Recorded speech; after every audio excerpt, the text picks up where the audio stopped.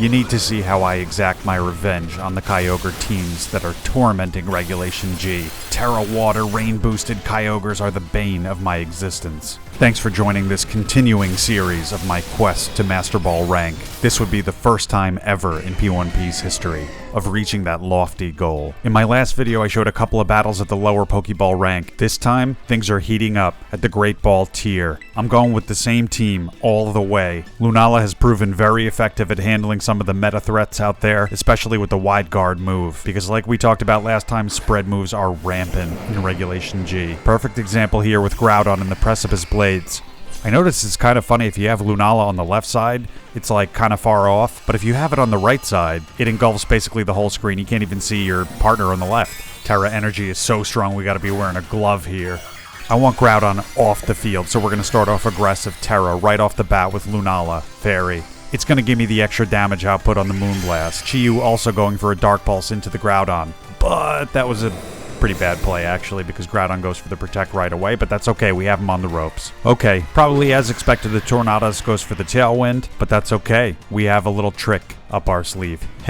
We've got Trick Room that we can rip off on the next turn and twist those dimensions around. Because we're in the sun, maybe I should have went for a Fire attack with Chi-Yu because we're Choice Scarfed and locked into the same move, but Dark Pulse is very strong with Chi-Yu being a Dark type, just like the rest of the Ruinous Quartet, or whatever they're called, I'm not entirely sure. Alright, so let's see what happens here. Okay, so if you don't know, Lunala's ability is Shadow Shield. This will halve damage from any incoming attack when it has maximum HP. That's why Leftovers is a great item for Lunala, because you're already taking less damage, and hopefully if you can wait out a couple of turns or bide your time, you can heal back up to full health. Alright, so see, the Dark Pulse is a very strong move. We get the Trick Room, so Lunala will be able to move next. Okay, so I am a bit worried in this moment about the dual spread moves between Bleak Wind Storm and the Precipice Blades from Groudon. That being said, I think a Wide Guard is the best play right now. We'll see if that actually pans out. I think there's also the possibility that Groudon could Protect here, so I think I'm going to try to chip away at Tornadus. They may not be expecting that. There's probably a better play here, but that's what I'm going with right now. Chi-Yu, man, the little goldfish that could. Chi-Yu, totally a cornerstone of this team. I mean, Snarl competitively is just one of my favorite moves. Gives you that peace of mind that you can lower the special attack when you're faced against the Fluttermanes of the world and the Kyogres. The frickin' Kyogres that I hate so much. Okay, so this was totally a misplay here. Lunala goes down, and what you can't hear in the background, because it's been drowned out by my voice recording, is the obscenity shouted. Oh yeah, I was mad. Because that's it, man. We're fired up. We're getting into the competitive scene. We're climbing the ladder. Every misplay could be critical. What I also didn't realize is that my OBS was picking up the ambient sound from my little webcam for work. So two notable things I've noticed in the background of these recordings. Obscenities, and me either triumphantly or defeatedly putting my controller back down on the desk. Alright, so Shiny Rhydon enters the battle, an absolute GOAT. Probably the last Pokemon I ever expected that I would be taking to a competitive battle. But it is the Rock, no pun intended, of this team. Nah, I take it back, pun was definitely intended. Okay, so Rock Slide is not going to hit Tornadus because it's protected. Oh, the highs and lows of RNG, man. That's what happens. You want the powerful moves, sometimes you're going to sacrifice the accuracy. We got a lot of that on this team here. We've got Lapras with the Hydro Pump. Oh, man, that really stinks. And we're about to get rocked with the Precipice Blades. Okay, it was very apparent that this battle could have gone very differently. If Chi-Yu had eaten that first Precipice Blades and not avoided it, this battle could have gone very differently. But you know something? As we go, we have to learn. Okay, so their Tailwind goes out. Maybe it's an opportunity for us to set a Tailwind of our own. Here comes our friend, the Roadrunner, Zapdos. This Zapdos with Brave Bird in close combat is absolutely a force to be reckoned with. Especially with that Focus Sash. Sometimes it's just a sacrificial Pokemon to just light something up if you end up being down to that last hit point on the Focus Sash. They know they have to protect here because Zapdos is a fast threat, so we're going to go ahead and try to safely click the Rock Slide again. Hopefully it'll frickin' hit this time. Get rid of this Tornadus and get rid of their speed control. Okay, thankfully we hit. Tornadus is off the board. I'm loving this combination of Rhydon and Zapdos. Rhydon is going to take away a key weakness of Zapdos with the electric type moves. Lightning Rod ability is just going to absorb any of those. I figured Raging Bolt was going to come into this battle at some point, so that's why Rhydon was chosen for this lineup. Alright, so you saw me just checking the active effects on the field. There's one more turn in Trick Room, and because we just got off the Tailwind, I'm going to go ahead and do the double protect here. This way we hang in for this turn, and then we get the effects of the speed boost on Tailwind. Otherwise, we're going to be the slower ones on the field. Alright, cue a little fast forward here. Try to save a little bit of time, get you in and out of this video. They keep it relatively straightforward with the Moonblast, and Raging Bolt comes in. Dimensions untwisted. Alright, so now we can just let the offenses rip. Rhydon is going to go high horsepower into the Raging Bolt, and we're going to slam a Brave Bird into that left slot there. They pull out Fluttermane, probably thinking that that's their only hope to win this battle, and they sacrifice their Groudon knowing that there is an incoming attack. Brave Bird, a little bit of overkill, but we do not want to be doing close combat and losing our defenses there. Alright, so we probably have to watch out for a Draco Meteor, which Raging Bolt is known to have, but with their limited offensive options, lowering its special attack stat by 2 stages would probably be a bad idea. Plus, we're also sashed on the Zapdos, so we'd be able to take that hit. Alright, so they are going for the Fairy Terra. Maybe a Dazzling Gleam situation? What a very interesting design they went with on the Raging Bolt. They go for the electric move, but they are unaware of Rhydon's Lightning Rod ability, so we absorb that. And Groudon is going down to the Brave Bird. Bang. Though because that does recoil damage, we do lose our Focus Sash. Though that being the case, Rhydon is very well situated to help us knock out this Raging Bolt. Hey, if you're enjoying these videos, if you like watching competitive Pokemon battles, throw a like, throw a sub if you can. Okay, so we are nearing the end game here. I go for Rock Slide because I want to get that spread damage. I'm not entirely sure which item the Fluttermane has here, if it's sashed or not. I don't quite remember whether it had the booster energy or not. I wasn't really paying attention to that. But anyway, the Brave Bird does its job, takes out Fluttermane, and now we're hopefully going to get off the Rock Slide here. Oh boy, that's a lot of recoil damage. See, what an absolute tank this Rhydon is. Though as far as damage output, that is not his strong point. Okay, so now I'm actually a little bit nervous. Rhydon is slow as all hell, though I have to imagine the Zapdos is faster than the Raging Bolt. So I think I try to play it safe, protect the Rhydon, and then try to get off another Tailwind. Again, probably a misplay here. The nerves are going. You don't always think of the best possible move in that moment. I don't really know what I was thinking there. Should have just went for the Brave Bird, try to go for the knockout. But it ends up being a pretty good play. They do go for the Rhydon with the Dragon Pulse, trying to get back the ability to use their electric type attack, so the protect was a good move. Good job. Good job, Rhydon. So that's it. We're going to go for another Brave Bird. We'll go for the high horsepower, double into that slot, and that should be GG's. So totally wasted a turn there, I think, out of an abundance of caution, but we're going to take the win. I've noticed with Pokemon Sword and Shield, you don't have to play very far into the game in order to get to the DLC. So if you get all those legendaries from the Tundra DLC, you can reset your game and in a couple of hours get those legendaries all back over again. That way you can have a spare Cubfu, second set of these legendary bird variants, just so that you don't have to keep resetting EVs every time. I mean, do I need 3 Kyogres? No, not really. I don't need 3 Kyogres, but I have them. So we turn the page, and speaking of my nemesis, Kyogre, back to haunt me. But I will have my revenge, as promised. So from my previous loss, I'm switching up my strategy a little bit. I've got 2 main weapons that are going to help me take down this legendary Generation 3 behemoth. As you saw in my team selection just now, I have the Lapras with its Water Absorb ability. You're not getting away with your Origin Pulse, Water Spout, Rain, Terra, Water nonsense when Lapras is on the field. What an all-time great, awesome water Pokemon, Lapras. Classic. Can't go wrong. And that's a great ability for this battle. Also, we have the Cornerstone Ogerpon. Although it is very vulnerable to Kyogre's attacks, it has the sturdy ability with the Cornerstone mask on, acting in the same way as a Focus Sash, so if it's got full health and it takes a lethal hit, it's going to survive with 1 HP left. And Kyogre being a straight water type, it's weak to those aggressive grass moves like Horn Leech that I have on the Ogerpon. I kept in Horn Leech instead of Power Whip because Power Whip has a low accuracy, even though it's a very hard hitting move. Because like I was talking about earlier, I just thought there were too many moves on this team that are lower than 100 accuracy that can just bite us in the ass. Okay, I hope I'm not wasting my Terra here, but I go for the Ghost Terra because of Mousehold with its Population Bomb BS. Oh, I get to hit you 25 times in a row with the Population Bomb. Not gonna happen. At least not on the Chi-Yu.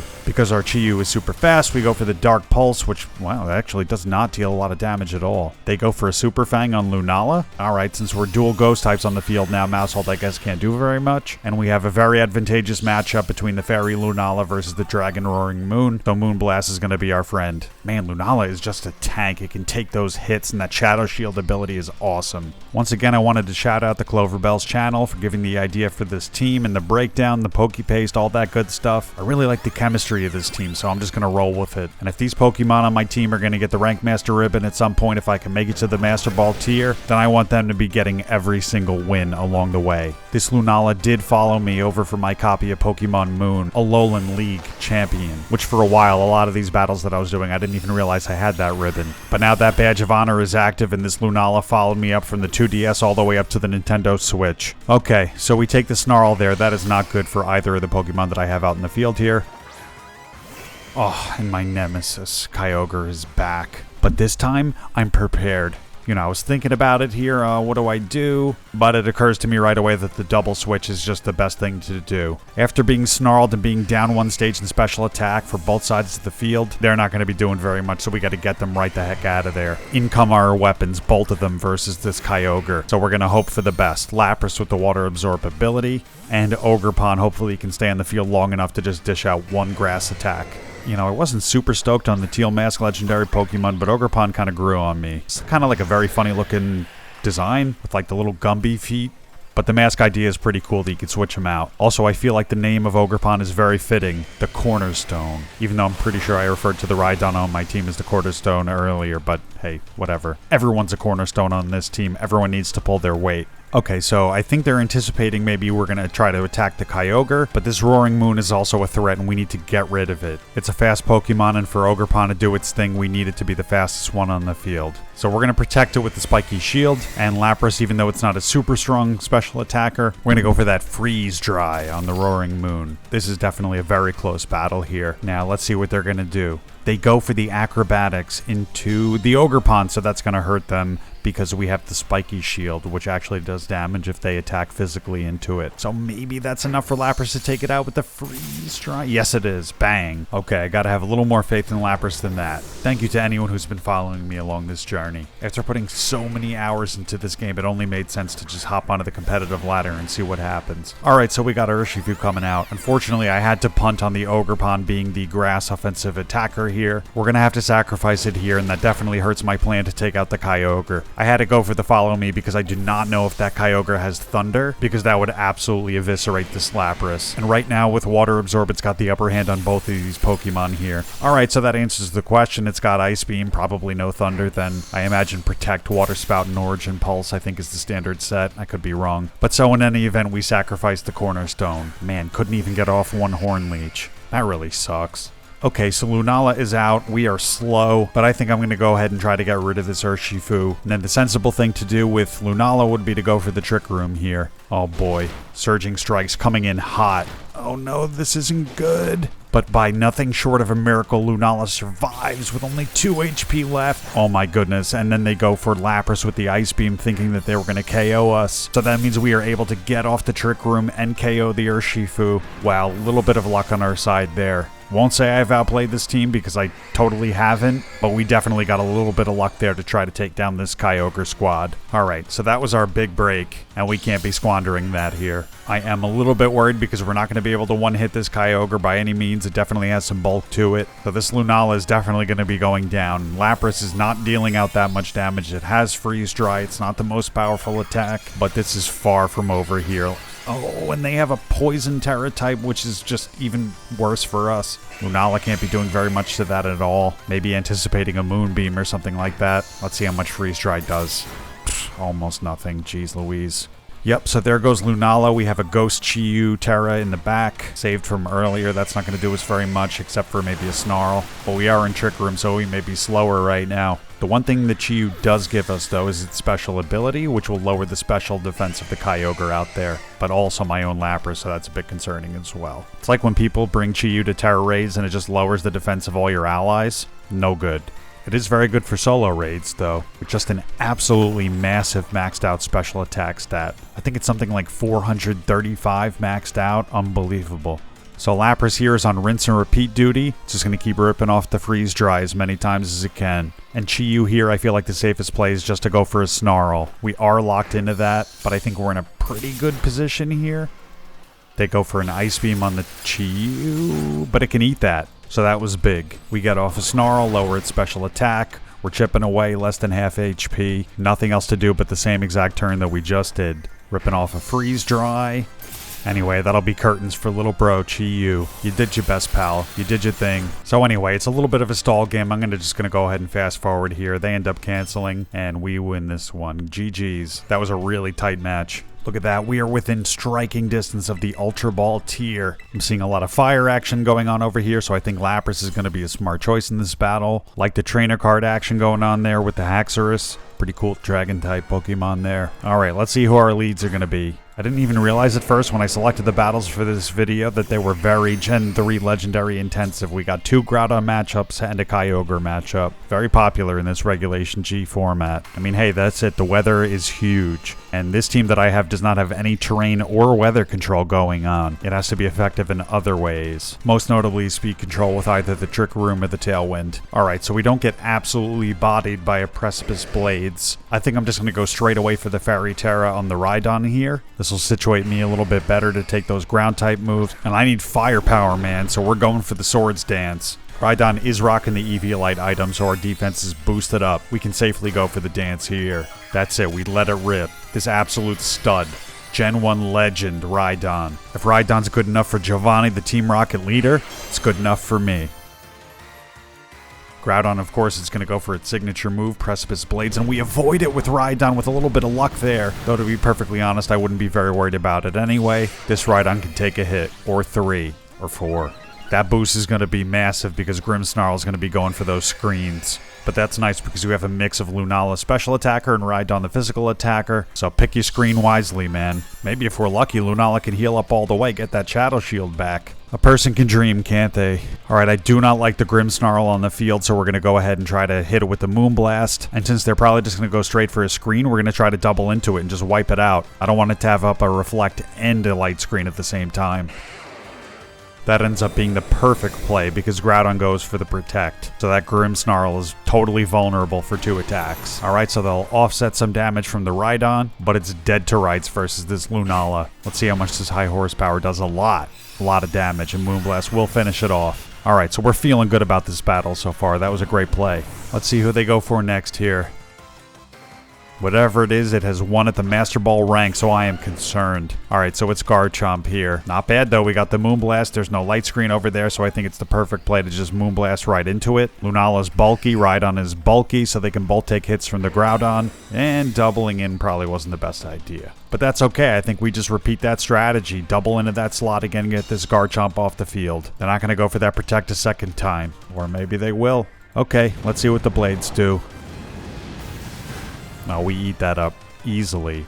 So close. Ultra Ball tier is just within reach. This Groudon being the main threat standing in my way. This leadoff duo here with the Trick Room set by Lunala. Then you can either Swords Dance or just Protect safely with Rhydon. Man, that can be a lethal combination. I haven't seen very much in the way of Poison Terras going on, so Fairy has been a very strong offensive and defensive typing. Or Steel Terra for that matter either. I haven't encountered that too much in Regulation G so far. So, it seems like they're running out of options over here, so they go ahead and double Protect. Garchomp, having just used it, has a higher chance of failing, so it is now wide open to the Rhydon high horsepower. We take a little bit of damage there ourselves because of rough skin, but that's okay. And Moonblast should just knock it out. See you later, Garchomp. Okay, so Hisuian Typhlosion ends up coming out. They think about it for a while and they end up canceling the battle. So in the end, that'll propel us to the Ultra Ball rank. One more tier to climb. Thanks again for sticking with me through this process. Again, if you want to follow this journey, throw a sub to P1P. Throw on that bell icon if you want to get notified of the new video drops coming from this channel. Take it easy, have a good one, and see you later.